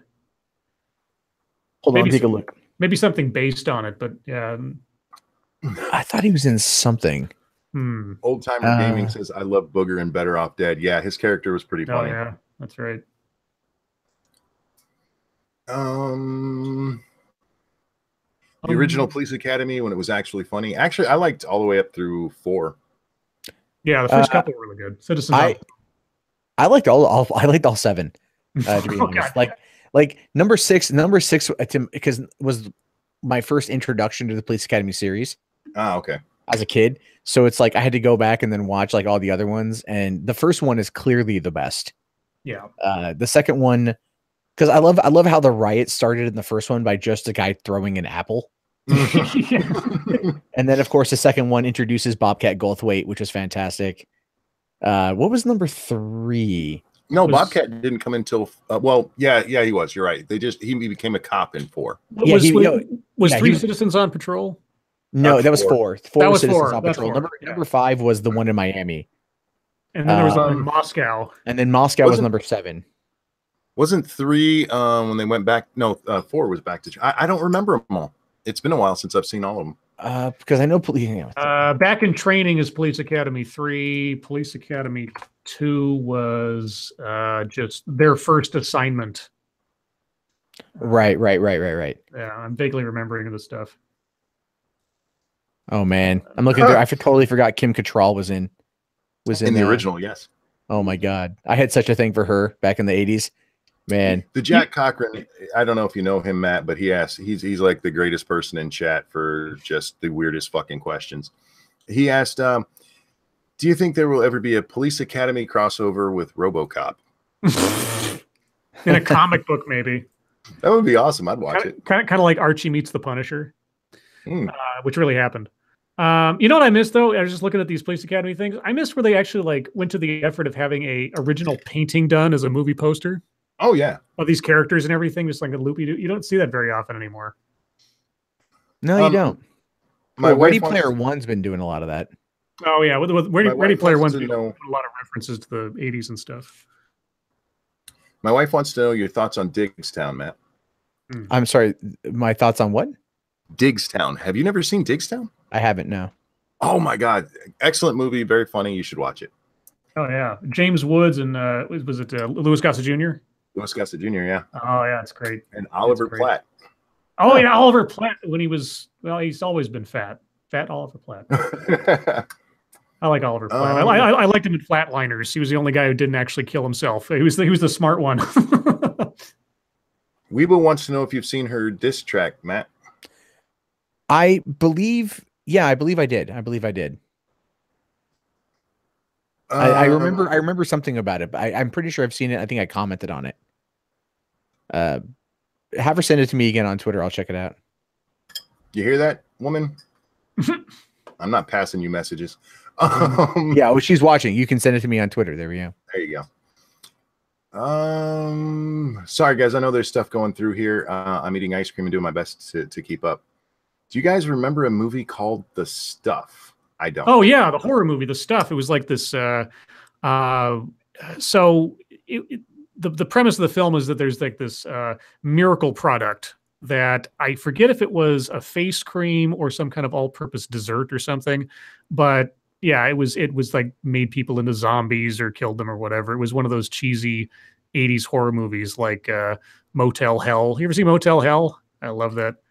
I actually never did. Motel Hell. Oh, it's so creepy. It's got the tagline for there's a family that does like they make meat products in this. It's sort of like a Texas Chainsaw Massacre thing, but I think the tagline for their products is something to the effect of it takes a lot of critters to go into Farmer Parker's fritters. And they've got people buried up to their necks in their garden, and they're just like draining them of blood. So it's a great old movie. BG wants to know if you have any hold my beer moments, Matt. Fuck. Maybe. I'm sure I've got a couple. Okay, yeah, I do have one. This actually comes from my theater, my old drive-in. So it was the first week of August 2004. We had just opened Alien versus Predator. Not really relevant, but just to give you a time of when this happened. And we'd close up the snack bar for the night, and we're getting ready to hang out for the end of the movie to go clean. And because keep in mind, drive-in theaters are just one big ass parking lot. So I'm just kind of hanging out, and my boss comes over and he goes like, hey, come here. I need you to do me a favor. I said, yeah, what's up, man? He goes, you see that couch over there? And there's this white couch next to a car. I'm like, yeah. He goes, I need you to go get me that couch. And I'm all like, what do you mean? He's all like, hey, go. Like some people left the couch here. We want it, but other people over there, they're using it. They jumped out of their car and they're using it. And I'm like, okay. He's like, go get it back. I'm like, you go get it back. You're the fucking manager. He's like, yeah, but I'm drunk. And I'm like, yeah, all right, hold my beer. Because we drank on the job there. So this was a literal hold my beer moment. So I grab a flashlight, a pen and a piece of paper, and 2 other guys who are hanging out there that are friends with the manager. I walk over to the SUV that's got people sitting in the car or sitting in the sofa, shine my light on their plate, get their attention. And they're like, what's going on? I said, oh, no, don't worry about me. I'm just taking down your plate number and your make and model of your vehicle. And they're like, why? I'm like, company policy is that if you bring a large ticket item, like a piece of furniture, we have to write this information down in case you leave it behind. Then we can bill you appropriately for its destruction and disposal. Don't worry about it. You guys are fine. So, I'm like, but wait, what? Like, how much does that cost? I'm all like, I think roughly, but about $150 is what we usually charge for it. And they start freaking out, right? I'm all like, well, what's going on? Is it your couch or not your couch? Well, I mean, like we just found the couch. I'm like, well, see, here's the thing is I got late doing this, so I don't know that. So right now you're using it, so technically you're in possession of it, so I got to write it down. But don't worry, take it with you. You guys are fine. No worries. And their SUV was like one that couldn't fit in there. So they're freaking out because they're all teenagers. And like, well, we don't have $150. Like, what can we do? I'm like, well, I'll tell you guys what. If you guys want, you can take the couch with you, no problem, no harm, no foul. Or I can take it from you right now and everything's all good. And they jump up. So all I do is I snap my fingers. The 2 other guys walk around, pick up the couch, carry it back like 30 feet, sit down. I grab my beer, light a cigarette, go back to watching the movie. Nice. So, now, when you worked at the theater, did you come across people having sex very often? Time. Okay. All the time. That's what a drive-in's for, actually. You don't go there for a movie. Well, yeah. No, no, it's for a lot of things, but yeah, that's one of them. Striking Distance, Sarah Jessica Parker before she was ugly. She's been ugly since Footloose. Come on. Sarah Jessica Parker wasn't bad in Striking Distance. Wasn't okay. Oh, Sarah Striking Distance. God, that movie. Although, what's his name? Eldon from Murphy Brown playing the bad guy. Oh yeah. I was thinking the first time I ever saw Sarah Jessica Parker was actually Flight of the Navigator, where she's like got the twisted sister purple hair. That's the first time I ever saw her. I thought she was pretty cute back then. Of course, I was a little kid, so what do I know? I remember seeing her in Girls Just Want to Have Fun, opposite of Helen Hunt, and she just doesn't hold up against a young Helen Hunt. Honeymoon in Vegas. What about Square Pegs with Jamie Gertz? Oh God, Jamie Gertz was looking good all the way through, man. Yeah, that's yeah. Haven't thought about that in a long time. Holy shit. Fucking Sheograth. Most people are shocked when they find out how incompetent I am as an electrician. He's been going on.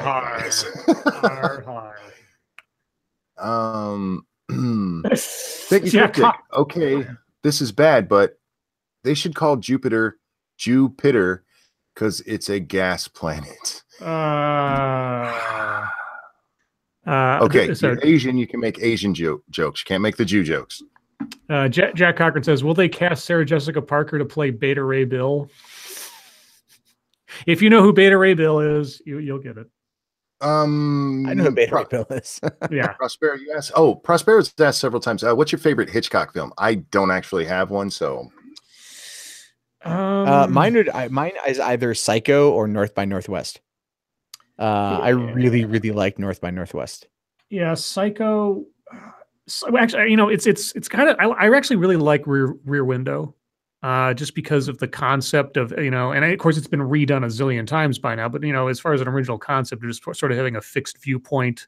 Yeah. It's almost like a POV movie to an extent. And I thought that was a decent one because you kind of have to watch, you learn with the character as to what's going on. It's one of those that's sort of like a audience participation movie. And I thought that was really good, but Psycho really can't be beat. So yeah, I really enjoyed the 2007 kind of pseudo remake of Rear Window, Disturbia with Shia LaBeouf. Oh yeah. Right. That was actually a pretty solid remake of that.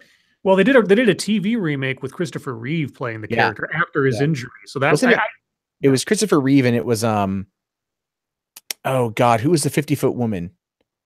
No, not 50-foot woman, not Raquel Welch. It was oh God, she was in Kill Bill, and she was in like Daryl Hannah. Daryl Hannah, that's it. Yeah, that's it. Yep.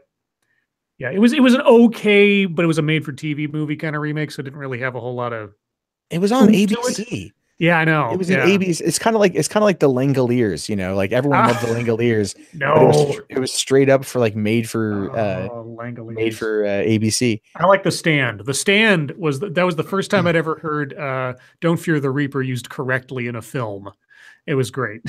You know, they keep talking about remaking that movie. Like there was a time where Ben Affleck wasn't talked to make it. I think it's going to be a series on Netflix next, isn't it? I don't know. I know they're trying to do that with The Dark Tower, but here's the thing, SDA, you should watch The Stand. It's an 8-hour miniseries. It's fucking awesome. Okay, what's it on, Netflix? Yeah, it's on Netflix. Okay. Oh, it's on Netflix? Oh, fuck yeah. I believe so. I think it still is. Oh, fuck yeah. I'm watching that shit. Real quick, Paige, final update on my dad. Procedure went well. Should finally be home from the hospital tomorrow. Thank you all for your support. I'm glad to hear that. I'm glad he's doing well. Yeah. That's good news. It was on Netflix. They could have they I'm not seeing it on Netflix. Netflix. So I'll do some digging and see if or chat. Do you guys know where I can watch it so I don't have to do the work myself, please? You're abusing our chat now. But that's okay. No, I'm not. Come on, you guys do it all the time. You're like, I should look this up. Wait, we have a live chat. I would never do that. I would never exploit our audience. You do that all of the time, monkey. All of the time. Hey, just because I'm honest about it doesn't mean you don't do it. Let's see. Y'all remember Flubber? Yeah, that's where Weibo gets her name from. Yep. Well, which Flubber are we talking about here? We're talking about the absent-minded professor. Or are we talking about Flubber? Because there's two different things. Well, they asked Flubber, so I'm guessing Flubber. Yeah, Robin Williams then. Yeah, it's all right. CGI sucks, but whatever. Captain Bramble says cabin boy. Oh God. These pipes are clean. Would you like to buy a monkey? Even Letterman, goddamn. Yeah, I know. Wasn't he calling Chris Elliott like Dorothy the entire time? Did you ever watch Chris Elliott's TV show Get a Life? Oh fuck yeah. Yeah, I love that show. It was so good. Every decent show on Fox was short-lived back in the day. Oh, that is not true. Married with Children went for 11 seasons. Okay, well, Married with Children also ended at a horrible fucking note. I hate the series finale of Married with Children. Oh, come on, it was great. It was perfect. It wasn't an ending. It wasn't an ending. It wasn't an. Oh wait, it was a season. It was a season finale. Okay, that's what it was. We can get back to that in 1 second. Go ahead, Scribe. What were you saying? Well, I was just going to ask Matt if he remembers Mantis. I have name. I know. I don't remember much about it. So I brought it up in one of my videos I just did because everybody talking about this the first black superhero with his own standout role or whatever, and I was like, hey. Fox did Mantis, who was a black superhero. He was a guy who was paralyzed. He had like a super suit he put on so he could walk again. And he was like a scientist. And it was done by Sam Raimi's company on Fox way back when. Nobody remembers Mantis. I do. Because you interrupted Married with Children for Mantis? Yes, I did. I should have muted your ass. It's important. The Adventures of Briscoe County Jr. Yes, oh my God. I didn't see that, but I remember it. I actually have the full DVD set of that. I found at Costco a few years ago for $13. Nice. And I was like, "You're coming home with me." Now, here's one because I'm a big Bruce Campbell fan. Did it scream on the way out of the Costco? Like, I mean, no, but it's an entire DVD series of a TV show that had like I think 3 seasons. I know, but you need to ask consent before you just. Oh no, I didn't ask consent. I said, "Fuck it, you're coming home." Okay. It knows what's up. It knows its place. But also, Jack of all trades. I was about to say Jack of all trades. Nobody remembers that one either. I actually the other night I was trying to calm my baby down, and I was singing the Jack of all trades theme song because I met Bruce Campbell at E3 in LA when Jack of all trades was still on the air, and I actually went to go see him at E3 because of Jack of all trades, and so. Like I love that show. I was so pissed off how CW, how they treated it at the time, or what was it, WB, how they treated that show. They, it's we're gonna cancel Jack of all trades to make Cleopatra 25 an hour long. Nobody wanted that. Cleopatra. Oh my God, that fucking show. SDW175 in chat says best episode of Married with Children had Sam Kinison. That is one of my favorite episodes. It's the It's a Wonderful Life version. Yeah. And the ending is quintessential Married with Children. What else do we have? Questions, guys? Is there any Jack Cochran, you're coming home with me. Did he steal it? I'm betting not. Yeah. No, I paid that's why I said I found it for $13. So I paid for it. Yeah. See. Yeah, I have to scroll back. I can't imagine what the budget was on Briscoe County Jr. because, you know, period shows are always tougher to make because they have to. You got to understand it happened in the early 90s. And in the early 90s, Hollywood had so much fucking money. That's true, too. Like they were just spending money left and right. And it's, you know, I know people when I lived in LA, I met people who had made money off of selling scripts or other shit in the 90s. And they've never worked anytime since because they just invested their money properly. And that's it. Yeah. So, because you had studios that were just buying scripts and throwing them in vaults and locking the key, like throwing away the key or whatever. Like that's just to make sure that movie would never be made by another company. Yeah, that's true too. Yeah, that's why I'm not a huge fan of a lot of the way things are going now. Mm-hmm. Was Scribe cloned for real? Are you talking about Matt here? Movies forever. What's the if you had to judge by your own merit, what would you say is the weirdest movie you know about that most people don't? Okay, weirdest. There's a movie. It's called Freaked. Oh yeah, with Alex Winter. Yeah, Alex Winter. He directed it, and it's just got that part with like the styrofoam cup falling over, and then Randy Quaid. Styrofoam cup. The Eternal Flame. God, it's a weird movie, and it's just a weird film. I have a really weird film that nobody knows about every time I say it. And it's The Baby. It came out in 1973. It's like, I think it's technically a horror movie. Okay. Yep, nobody knows about it. It's an interesting movie, actually. I don't know. They're talking about Baby, the dinosaur movie with William Catt from 1981. Sean Young was in that too, right? I think so. Yeah, Sean Young. Yeah, I loved that movie as a kid. The animatronic dinosaur. Yeah, I thought when she said baby, I was thinking like because of her age, I was thinking like Baby's Day Out or something. No, it's from 1973. It's a horror movie, and it's weird. Lost Baby. Is it Rosemary's Baby? Is that which? Oh God. No, it's just The Baby. The weirdest movie that I know of that no one really knows about, maybe Matt does. It's a black and white. I think it was 94. And it's called The Addiction with Lily Taylor. But it's the only film that I know of that has Christopher Walken as an elder vampire. It's an artsy movie. It's not like an action horror movie per se. I have like a copy of it on VHS widescreen. I don't think you can find it anywhere on DVD except in like Europe somewhere. And it's done by the same guy who directed Bad Lieutenant, Abel Ferreira, not Abel Ferreira. What was his name? Anyway, Driller Killer and Bad Lieutenant, and nobody's seen it. Like I'm the only one that I know of has seen it. And Christopher Walken is the best part of that movie. He's only in it for like 5 minutes, but he does such an amazingly scary job as an ancient vampire in New York City. It's great.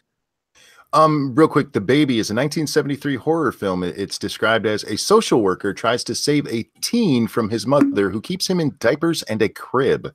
Yeah.